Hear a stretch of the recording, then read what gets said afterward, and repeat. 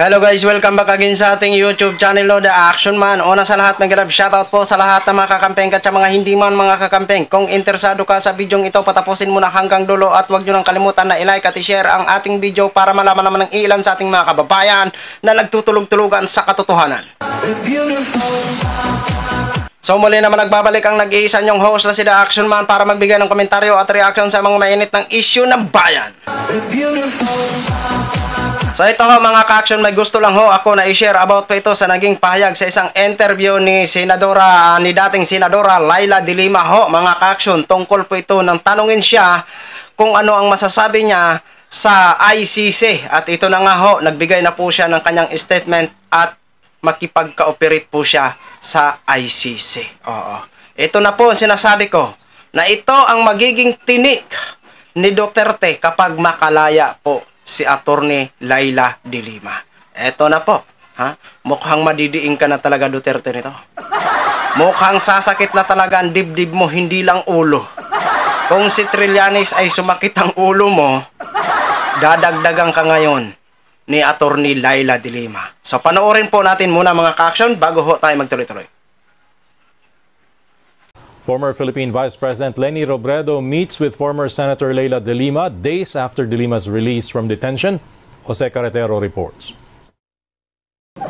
Her next stop, Naga City, to meet former Vice President Leni Robredo. They talked for nearly 2 hours but they didn't touch on politics. Wala kami pinag-usapan na politika. Actually, halos lahat personal. Kung nakapaglinis na ba siya ng bahay, kung naayos niya na ba yung kanyang mga gamit, ano yung mga gagawin in the next few days.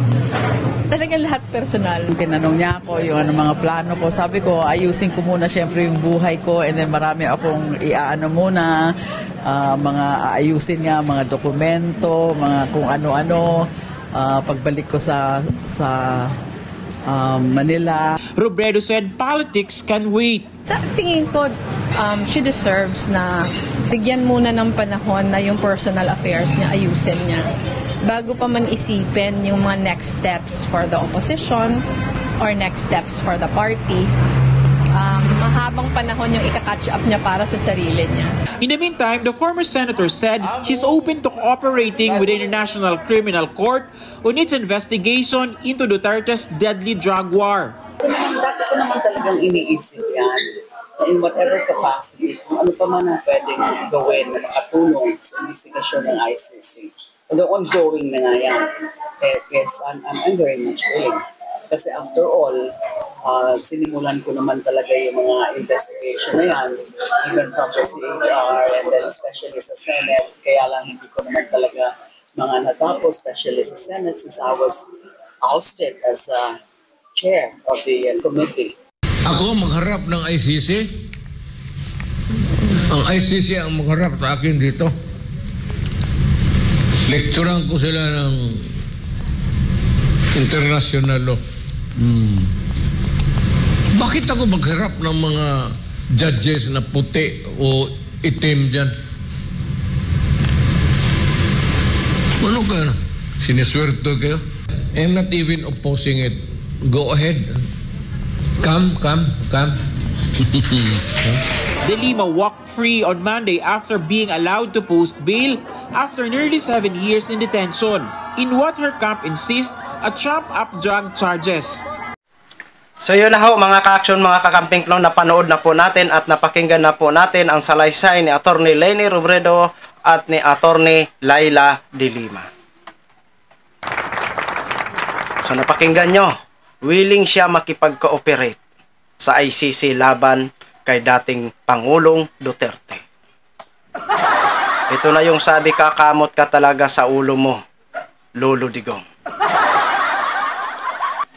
Ito yung matagal ko na sinasabi na laging paulit-ulit ko na kapag makalaya si Leila de Lima, sisigurado talaga yan na magiging tinik sa lalamunan yan ni Lolo nyo Digong. Ngayon dumating na ang araw ng paniningil. Diba? Alam ho natin na marami itong alam si Attorney Leila de Lima kasi pinaimbestigahan niya ngayon yung sa Davao na kung saan mayor pa ito si Duterte. Yung AJK ba yun? Oh. Alam ho natin na lahat ng nilalaman ni Attorney Laila de Lima ay ilalabas niya yan. Oo. Para lang maidiin ito si Lolo Nyo Digong. O, paano na yan? Ha? Hindi lang si Trillanes ang naging sakit sa ulo mo. Pati na ang pinakatinik ng lalamunan mo ay si Attorney Laila de Lima. Diba? So, good luck na lang ho sa'yo, Lolo Diggs. Tingnan ho natin yung katapangan mo kapag ini-interview ka. Kung may magagawa ka kapag katarungan na ang uusig sa'yo. Wala naman pong problema kung iimbestigahan ka at maging malinis ang pangalan mo. Sana lang maging malinis ang pangalan mo. Pero kung hindi, ito yung sabi na, goodbye Philippines, see you America. Kapag ICC ang humuli sa'yo, kapag mapatunayan ka. Pero kapag hindi ka mapatunayan, swerte mo. Pero kapag mapatunayan ka na ikaw ay may kasalanan at may nilabag na batas, malas mo. So yun lang ho mga ka-action, mga kakamping vlog, in-share ko lang ho sa inyo. Maraming salamat po sa lahat natin ng mga viewers Luzon, Visayas at Mindanao all over the world. Ako po ang inyong lingkod, si The Action Man. Have a good day everyone. Beautiful.